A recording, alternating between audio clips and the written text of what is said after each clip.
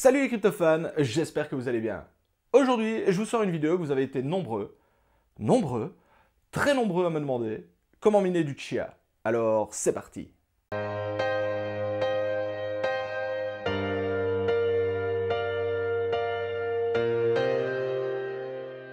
Mais avant toute chose, le chia c'est quoi? Et pourquoi est-ce que maintenant, subitement, tout le monde se met à parler de lui? Eh bien, le Chia Network, de son nom complet, est un projet qui est né en 2017 dans la tête d'un des géants de la tech bien connu dans l'univers informatique. J'ai nommé Bram Cohen, le fondateur du protocole BitTorrent. Oui, je sais, rien que cela. Pendant ces 4 années, le projet était en développement et c'est seulement depuis quelques semaines que son réseau vient d'être officiellement lancé. Et pourquoi en parle-t-on autant? Eh bien simplement car le projet fonctionne et repose sur un algorithme de minage très particulier, le Proof of Space. Attention à ne pas confondre celui-ci avec le Proof of Stake. L'acronyme est le même, mais le principe de fonctionnement est totalement différent. En effet, pour miner du Proof of Space, il faut fournir au réseau de l'espace de stockage. Et ce stockage peut provenir de différentes sources, mais principalement des disques durs et des SSD. Vous l'aurez compris, si vous souhaitez miner du Chia, vous allez devoir mettre de l'espace de stockage à disposition du réseau, et idéalement en grosse quantité. En effet, plus vous allez mettre d'espace de stockage à disposition, plus vous avez de chances d'empocher la récompense. Ce type de blockchain se veut beaucoup plus économe en ressources que leurs équivalents en Proof of Work. Et surtout, eh bien, actuellement, il est beaucoup plus simple de mettre la main sur des disques durs ou des SSD plutôt que sur des ASIC ou des cartes graphiques. On comprend donc pourquoi le grand public s'intéresse subitement à ce type de minage. Mais attention, n'espérez pas non plus faire des millions d'euros avec un simple ordinateur et votre SSD de 1 Tera. En effet, comme pour le minage classique, la course à l'armement est déjà bien lancée et des petits malins se sont déjà équipés de serveurs avec des centaines de Tera de SSD prêts à en découdre. Bref, comme pour le minage, on pourrait observer une pénurie sur ce type de composants dans le futur, donc vous voilà prévenu. Pour en miner, la première chose à faire est de savoir si votre machine possède les caractéristiques nécessaires. Car malheureusement, un simple disque dur ne suffit pas. Il vous faut donc en premier lieu avoir un SSD qui va servir d'espace de stockage temporaire, mais également un autre disque dur ou SSD qui va servir au stockage des plots. Un plot représente un espace de 100 Go de stockage, et c'est grâce à eux que vous allez pouvoir générer des chia. Plus vous avez de plots, plus vous allez obtenir de chia. Et pour finir, il vous faut également au minimum 4 Go de RAM sur votre machine pour faire fonctionner l'ensemble, et idéalement un processeur pas trop dégueu pour traiter efficacement toutes les opérations qui vont être soumises à votre machine.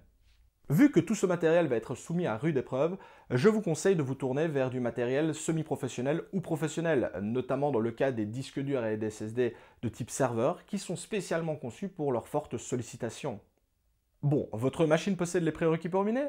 Alors entrons dans le vif du sujet.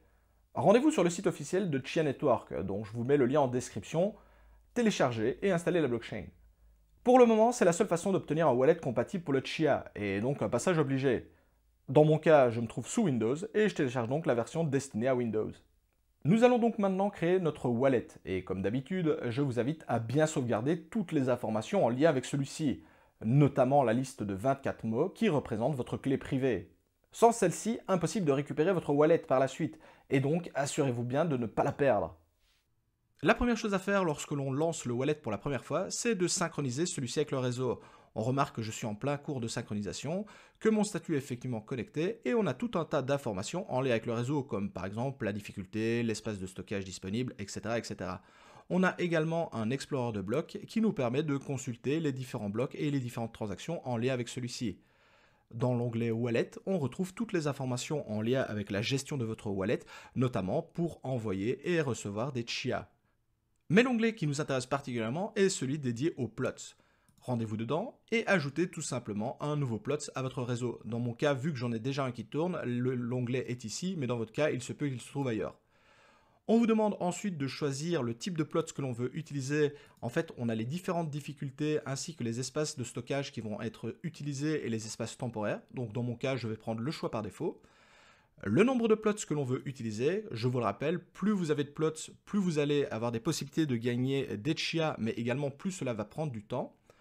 On vous demande également de sélectionner l'endroit où vous comptez faire votre fichier temporaire. Donc dans celui-ci, je vous conseille un SSD très rapide et de bonne capacité. Donc dans mon cas, je vais tout simplement choisir le SSD que j'ai créé.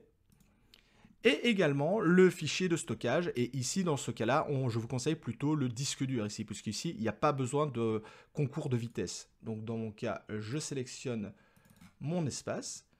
Et ensuite, il suffit de cliquer sur Create Plot et de patienter le temps que celui-ci se valide et se synchronise avec le réseau. À partir d'ici, il n'y a absolument plus rien à faire si ce n'est patienter.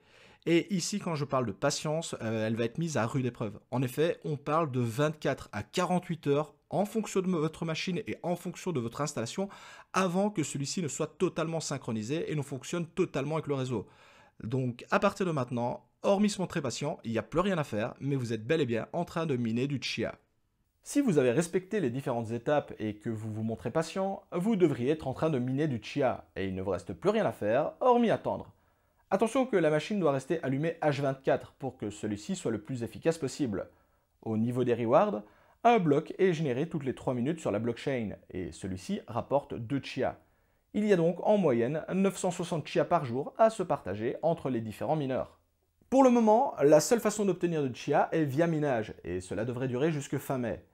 Durant 3 ans, la récompense est maximale pour les mineurs. Ensuite, nous aurons un halving qui aura lieu tous les 3 ans et qui viendra diviser par 2 la récompense de blocs en Chia. On comprend donc pourquoi les mineurs s'intéressent maintenant au minage, car leur récompense est maximale. Cependant, je tiens quand même à vous mettre en garde. Pour le moment, le Chia n'est listé sur aucun exchange. Cela veut donc dire qu'il n'a aucune valeur. Et pourquoi je vous en parle maintenant? Eh bien, principalement pour 2 raisons. La première, c'est pour l'utilisation du site Chia Calculator, qui vous permet de simuler votre rentabilité en fonction de votre matériel. Celui-ci se base sur une valeur théorique de 1 Chia égale 20 $. Et forcément, avec ce type de valeur, les résultats sont plutôt flatteurs et peuvent donner clairement l'envie de se lancer. Je vous invite donc à faire plusieurs simulations en modifiant à la hausse comme à la baisse le prix du Chia pour mieux vous rendre compte des éventuelles possibilités. La seconde, c'est que vous allez pour le moment miner du vent et faire donc un pari sur l'avenir qui lui-même va être composé de 2 conditions. La première, c'est que le Chia soit listé sur un exchange et mine de rien, c'est pas encore le cas. Et la seconde, et qui est la plus importante, c'est qu'en face, il y ait des acheteurs, et si possible en grosse quantité. Car pour le moment, il y a énormément de mineurs sur les réseaux, et donc la pression vendeuse risque bien d'être énorme. Car pour le moment, la hype, eh bien, elle est uniquement du côté mining. On n'entend pas encore des traders ou des spéculateurs se dire « Ah tiens, le projet il est sympa, il y aura peut-être un petit billet à se faire à la sortie ». Et en fait, c'est un peu le genre de problème de ces projets qui sont non listés et qui sont énormément préminés. On va avoir une très forte pression vendeuse et si en face, il n'y a pas suffisamment de monde, le prix va s'effondrer et risque bien de ne jamais remonter. Et dans ce cas-là, eh bien, c'est tout simplement une perte sèche pour le mineur. Sachez également que si vous vous intéressez au Proof of Space, il existe des projets plus anciens et qui sont déjà listés sur des exchanges. Alors les risques sont moins importants, mais les gains également. Jetez un coup d'œil du côté du SIA ou du storage. C'est pas exactement la même chose, mais c'est dans le même ordre d'idées. Bref, voici qui termine cette vidéo dédiée à Chia Network. Si la vidéo vous a plu, je compte sur vos pouces bleus pour soutenir mon travail. N'hésitez pas non plus à vous abonner, je sais que je suis pénible avec ça, mais vous êtes seulement 30% à regarder mes vidéos en étant abonné, et c'est la meilleure façon de soutenir mon travail. Je vous souhaite à tous un excellent minage, c'était Monsieur TK, ciao les cryptofans.